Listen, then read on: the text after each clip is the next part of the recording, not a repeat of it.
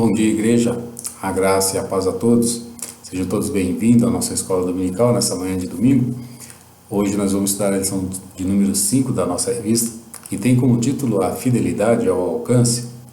Bom, o objetivo da nossa lição de hoje são dois, né? Primeiro é nós identificarmos que a questão da fidelidade, ela faz parte da natureza divina de Deus, é um dos seus atributos, né?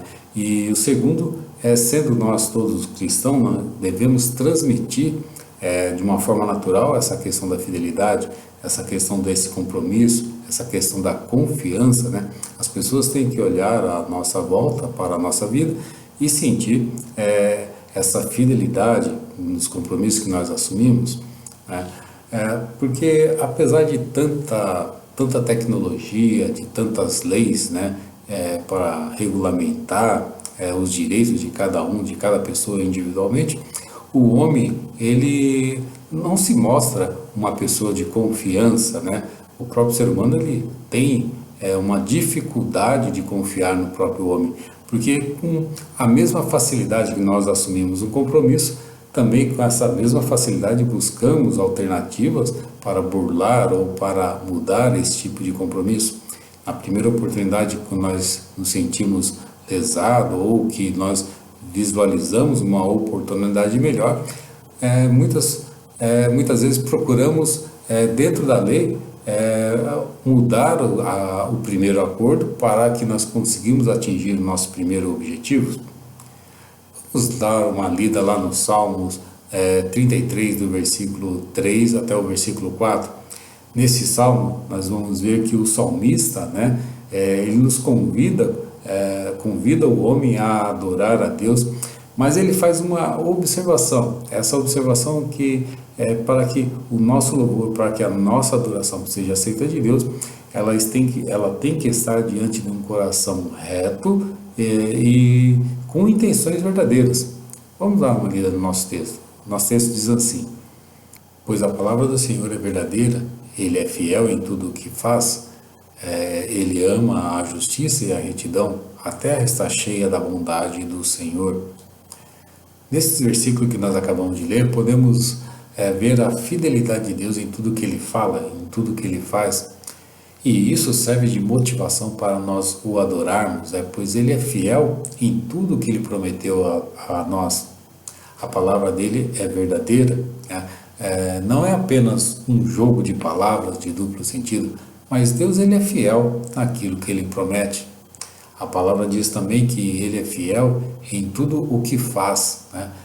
E Deus, Ele não muda diante das circunstâncias, né? Como o homem, muitas vezes levado pela emoção, pela raiva, pelo momento do calor, né? Ele acaba destruindo tudo aquilo que ele conquistou, né? A palavra, ela vai mais a fundo. A palavra, ela diz que Deus ama a justiça e a retidão. Como Deus ama a justiça e a retidão, Ele também requer dos seus seguidores que nós também amamos a justiça e a retidão. Nós temos que nos assemelhar a Deus.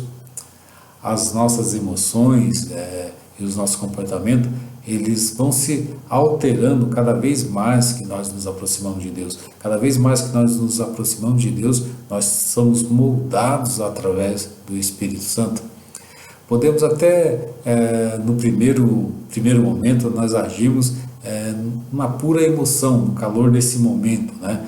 Mas, com certeza, o Espírito, ele vai nos incomodar, ele vai mostrar que nós estamos sendo injustos, que nós estamos sendo errados. E essa é a função do Espírito Santo, atuar na nossa vida para que nós possamos ser moldados. Podemos dizer que nós estamos em um constante amadurecimento espiritual. É a ação do Espírito Santo em nossa vida que vai moldar a nossa mente, que vai mudar o nosso comportamento, o nosso caráter, vai transformar a nossa vida, né? Podemos destacar também que nesse versículo que a bondade de Deus, ela está em todos os lugares. Não tem como nós negarmos, né, que Deus é bom, né? E essa bondade faz parte da sua natureza, é um dos atributos de Deus. E se Deus é bom, então tudo o que Ele faz é bom. Não tem como o homem não desejar sentir esse sentimento divino de Deus, a sua bondade. Lá no Salmos 46, do versículo 1 até o versículo 3, o salmista nos convida a depositar a nossa confiança em Deus em qualquer circunstância. Esse salmo ele diz assim: Deus é o nosso refúgio e fortaleza, socorro bem presente nas tribulações. Portanto, não temeremos, ainda que a terra se transtorne e os montes se abalem no seio dos mares, ainda que as águas tumultuem e espumejem e na sua fúria os montes se estremeçam. O salmista nos convida a confiar em Deus não apenas nas nossas dificuldades do nosso dia a dia, mas também diante de catástrofe que assola a humanidade. Hoje nós vivenciamos problemas com a seca, problema com enchente, calor, frio, furacões, terremotos, guerras, né? Parece que há um desequilíbrio total da natureza. Quando nós lemos o Salmo, parece que o salmista também, ele estava descrevendo um período assim, um período apocalíptico, causado pela fúria da natureza. Mas nós podemos notar que o Salmo ele não destaca as dificuldades, mas ele destaca a confiança que nós devemos ter em Deus, mesmo diante dessa turbulência que nós estamos vivendo. Nós, seres humanos, nós ficamos temerosos e inseguros, né, muitas vezes, diante das dificuldades que nós visualizamos, diante das doenças, das catástrofes, das guerras, das fome, das crises econômicas, crise política, desemprego, tantas preocupações que roubam a paz no coração do homem, e o homem passa a viver simplesmente temeroso com o futuro, né? E esquece de viver o presente, esquece de viver o momento, o aqui, o agora, né? Esse salmo não é simplesmente uma frase bonita, né? Uma frase de efeito, né? Ou uma poesia que nós vamos repetir quando as coisas vão bem. Esse salmo ele serve para nós refletirmos a nossa confiança em Deus, mas esse salmo deve ser um alento, né, para quando nós estivermos atravessando as dificuldades. Quantas turbulências já foram registradas na história da humanidade por conta da infidelidade do homem, né? Como é difícil confiar 100% no homem, principalmente o homem que não teme a Deus, né? A própria história da humanidade ela registra isso. O autor da nossa revista ele faz referência a um acordo histórico, o Acordo de Munique, de setembro de 1938, quando Adolf Hitler, né, reunido ali com as maiores potências europeias da época, que era a França, Itália e Reino Unido, né, reuniram em nome da paz, né, permitiram que a Alemanha expandisse seu território, incorporando ali a região de Sudeto, né, que ficava na Tchecoslováquia.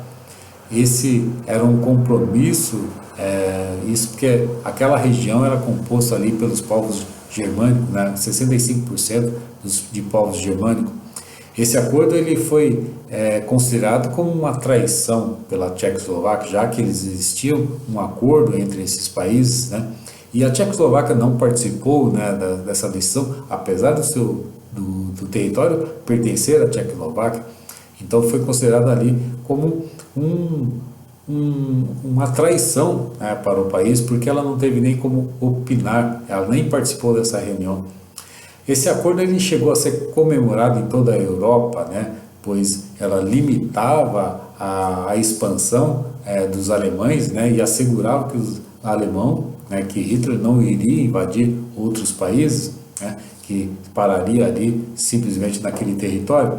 Mas, porém, o acordo ele foi desrespeitado, o acordo não foi cumprido, né?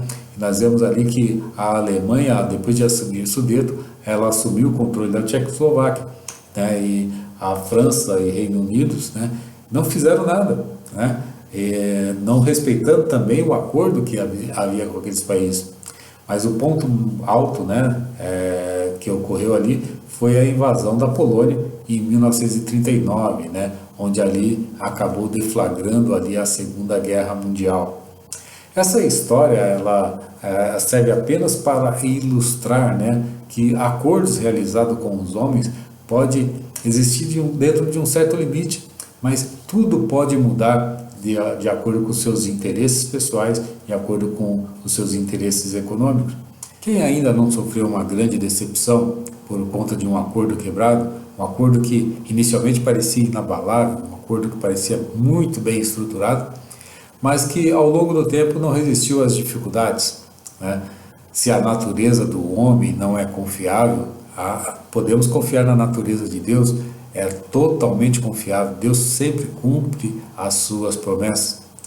Podemos dizer que vivemos uma época privilegiada, pois Deus, ele revelou essa fidelidade a nós através da vinda de Cristo, através da ação do Espírito Santo e através da Bíblia Sagrada. Deus se mostra um Deus fiel à humanidade, fiel àqueles que o servem, fiel àqueles que confiam em Deus. Vamos dar uma lida lá em João capítulo 1, do versículo 7 até o versículo 9. Ele diz assim: Se porém andamos na luz, como Ele está na luz, temos comunhão uns com os outros, e o sangue de Jesus, seu Filho, nos purifica de todo o pecado. Se afirmarmos que estamos sem pecado, enganamos-nos a nós mesmos, e a verdade não está em nós. Se confessarmos os nossos pecados, Ele é fiel e justo para perdoar os nossos pecados e nos purificar de toda a injustiça. João ele está revelando a natureza divina de Deus, a natureza perfeita, e também está revelando a natureza falha, a natureza do homem, né? João ele revela que Deus ele entende as nossas imperfeições e é capaz de perdoar todos os nossos pecados diante de um coração arrependido, diante de um coração sincero. João ele não coloca limite no perdão de Deus. O perdão de Deus é ilimitado. Não há pecado que Deus não possa perdoar.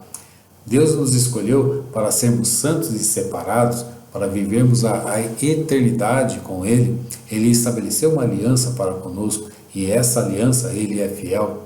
Se nós erramos, como diz o texto, Deus Ele nos perdoa. Basta que nós pedimos perdão sincero, né, com o nosso coração. A oração do Pai Nosso é uma lição tremenda, né? Ela fala desse perdão. Vamos dar uma lida lá no nosso texto, em Mateus capítulo 6, do versículo 9 até o versículo 15.